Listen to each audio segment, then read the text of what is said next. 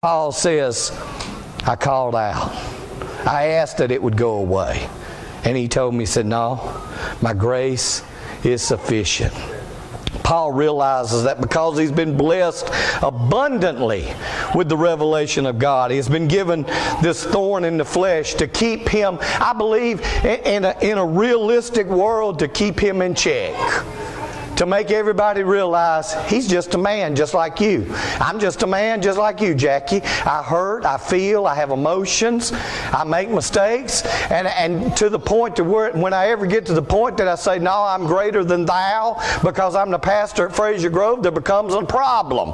There's a big problem. Paul does not get to that problem. He understands that problem. That's why I love his ministry, because he understands. He said, I'm a man.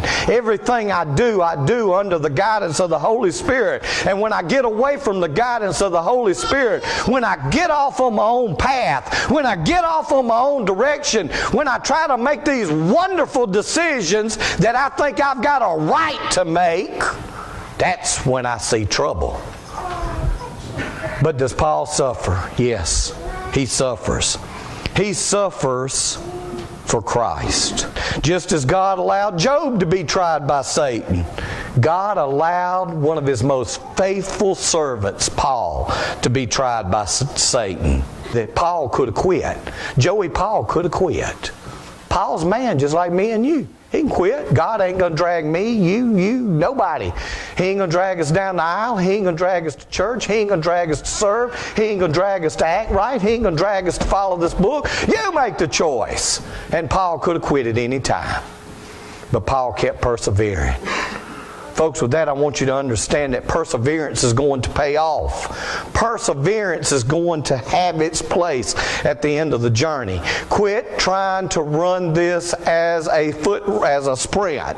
Quit trying to run a 25-meter dash when you're supposed to be running a 26-mile marathon. Some of us start off, I got it, I'm serving the Lord. And then we play out after the first 12 feet. And we just give up. We throw it in. Well, God didn't cure every of my wells. God didn't fix my finances. God didn't fix my relationship. God didn't send me a good woman or a good man. God didn't do this. Quit blaming it on God. What if Paul had been so quick to quit every time? What if he'd have been so quick to quit every time he got put in prison? What if he'd been so quick to quit every time this thorn in the flesh got to bothering him?